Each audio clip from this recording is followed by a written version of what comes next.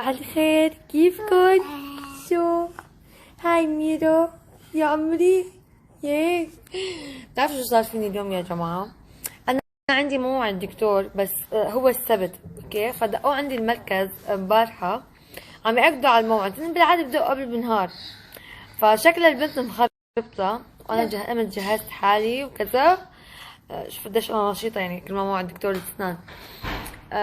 قام قال لي ريتشو، قال لي والله حاسة إنه اليوم ما في يعني إنه دكتور أسنان. أنا بعرف السبت، لو أنا كمان بعرف السبت بس هن دقوا لي.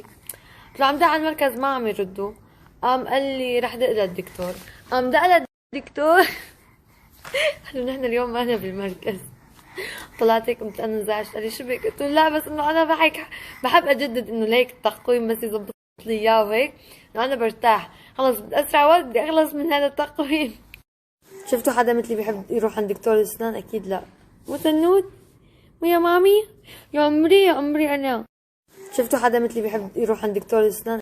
انه ميرو بالبيت وما في روضه اليوم يا عمري وزعلانه انا وضايق خلقها. شو رايك اعطيكم الالعاب اللي مخبيتهم؟ تعي رح تعرفوا انه هون بالخزانه. شو ميرو بدك؟ شو بدك؟ بتعرف انه بهاي الخزانه في العاب لإلها. ميرو شو بدك اللعبه مامي؟ يلا 1 2 3 هوبا. يا عمري يا عمري انا يا تلعبي فيها بالصالون. تعي لا مو بغرفة النوم مامي، خلينا نطلع. ايه انبسطتي عليها؟ شو حبيتيها؟ يلا تفضلي على الصالون. تعي يلا. لا لا مو على التخت. تعي مشان ما تنزعي. تعي يا عمري انا فرحتك يا برني. ست ميرا انبسطتي فيها؟ هي الي هي الي هي الي. خلص لا لا خدي.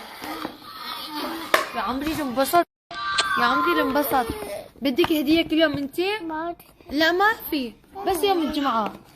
بس يوم الجمعة. لا لا لا لا لا بس يوم الجمعة. وهاي شوفوا لي هاي مو بتشبه ميرا. شوفوا بس هاي شعراتها صفر. هاي شعرات بنتي فاتح بني. شو مامي بدك تمشيها ترقصيها انت كمان؟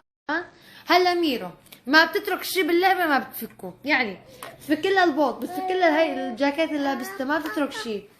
حتى شعرك ان شاء الله وكيلكم كل ما بدي نلعب هيك بتعمل. طبعا لازم كل يوم نحتاج شو بدنا ناكل، شو بدي اطبخ. فقلت لها ريتشو شو عبالك طبخه؟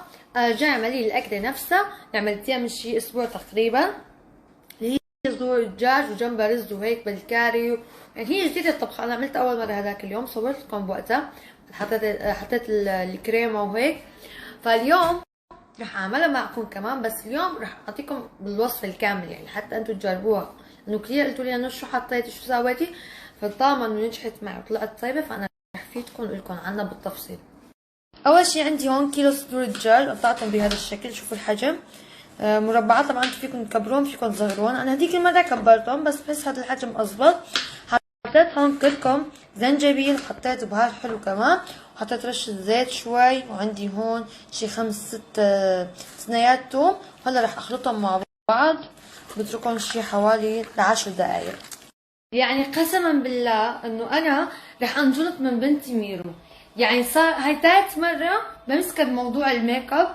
اول مرتين كان انا باب غرفتي مفتوح، فلما صرت ساكنة وصارت تعرف تفتح الباب، يعني انا ما بعرف اقفله احسن شي يصير. يا شو هالمرة كارثة عن جد. يا ست ميرو ها ها عن جد لوتي لي تاني حرام. لسه امبارحة غسلته امبارحة. يي شو يا ميرا مامي ليش هيك عاملة حبيبي؟ يا وهون كمان قلبتيها سودا. ليش هيك؟ انا مو حكيت ممنوع تقلبي هون؟ ايدك حاج لوتي حاج. انا تركتها بالتخت يا جماعة اساس نايمة هنيك. شوفوا حتى اني حاط لهم مشان ما تفش التخت. طلعت الخانم. انت شو عمل فيكي؟ شو بقى؟ شو عم تحاولي تشرحي؟ ايه شكرا والله انه انت ما دخلك. مو ابدا. برافو انه خلصتي. اوكي بدي اروح امشي في المجانين من وراكي. انا اقسم بالله ما بعرف شو اعمل من وراها. كان ايدي بالطبخه تركت كيس وجيت لعندها، هي على اساس نايمه، عرفتوا كيف؟ فالمنظر مو بس مبكي ويعني ما بعرف شو بدي احكي. ولا والاحلى من هيك انه شفتوا اجت عطتني العلبه انه ماما شوفي انا شو عملت، ما عملت شيء، هي لوحدها العلبه هيك طلعت من الدرج وهيك عملت. عرفت شلون؟ شو هاد؟ شو هاد؟ ايش الحركات هي؟ ايش الحركات هي؟ بدك حليب؟ ما في حليب، ما في حليب، انا زعلانه. ولا تأثرت الله وكيلكم. شو الجيلات. وهلا رح ارجع للطبخه انه خلص يعني شي صار وانتهى، وقمت نظفت وماما حممتها كمان وقعدت معها. انا والله كل بالي يعني انه هي نامت، ليش؟ لو كانت كثير نعسانه فاعطيتها حليب وقلت خلص هي بتنام، يعني بس اعطي حليب بتنام لوحدها بتسخن. فالخانم استغلت الفرصه يعني انا سكرت عليها الباب انه خلص ماما ما رح ترجع، انت عارفني وانا نعسانه. صار عندي هون كزبره خضراء وفلفل حد مثل ما انكم شايفين، وفي عندي هون بصل. طبعا البصل فيكم تتركوه حبات كبار بس اني قطعته فرمته ناعم يعني، فلو حاتم بدي احطه بالخلاط. اذا ما عندكم هاي فيكم تحطوا الخلاط تبع الكوكتيل يعني، بحطوا شوية معلقة مي عادي مشان انه يصير الخليط يقدر ينمزج. بعد ما قليت الفروج نص قليه تقريبا شلته من هاي نفس الطوال، بتشيلوا بس بتتركوا الزيت تبعه هيك، بتضيفوا الكزبرة والفلفلة والبصل. اوكي بنحركهم.